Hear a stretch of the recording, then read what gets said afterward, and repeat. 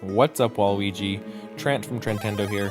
This has been a big week for Nintendo Switch. We have one of the biggest third-party games that has hit the system in a long time in Hogwarts Legacy, officially out and running very well, I might say, on Nintendo Switch. And we are also getting closer, just one more day, to Super Mario RPG, Nintendo's last big first-party release of the year.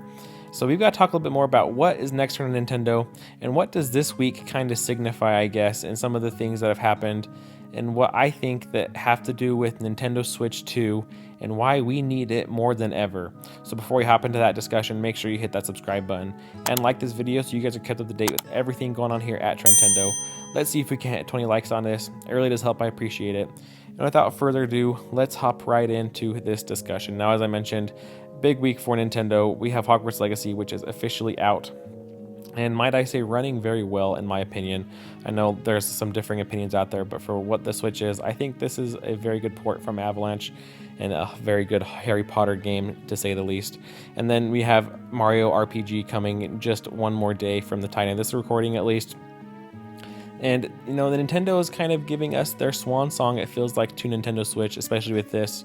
And with the next couple announced games that are up on the slate, with, you know, Luigi's Mansion 2 remake coming, we get a Paper Mario 1000-Year Door remake coming, and it seems like Nintendo's kind of saved some of these remakes and ports for the end of the system's life.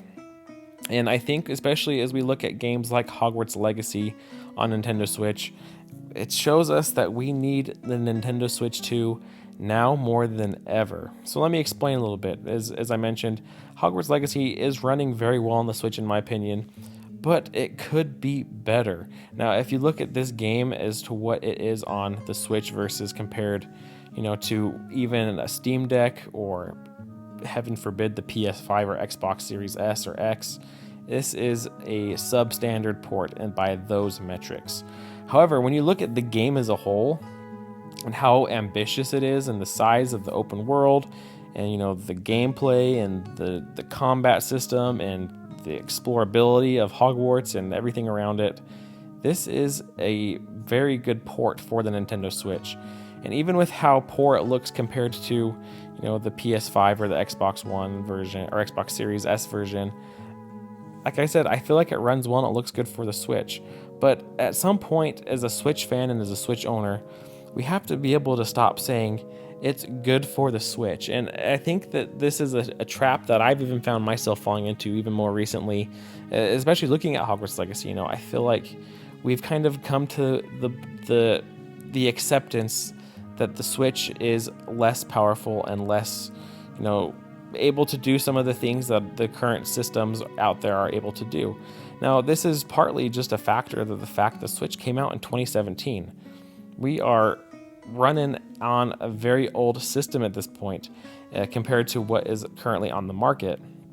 Now, should Nintendo Switch 2 come out and be as powerful as, you know, the leaks and the rumors that we're hearing from places like Gamescom, that we're hearing from, you know, people like Nate the Hate or MVG on their podcast, there's so many things out there that are just pointing that Nintendo Switch 2 is going to be that much better of a system than what we currently have, and even perhaps a step above, you know, even an Xbox One or a PS4, that we won't be as far behind as we have been for a long time as Nintendo fans and Nintendo owners, to whatever platform that may have been. And I think that if we look at this like Hogwarts Legacy, this is why we need Nintendo Switch 2 now more than ever.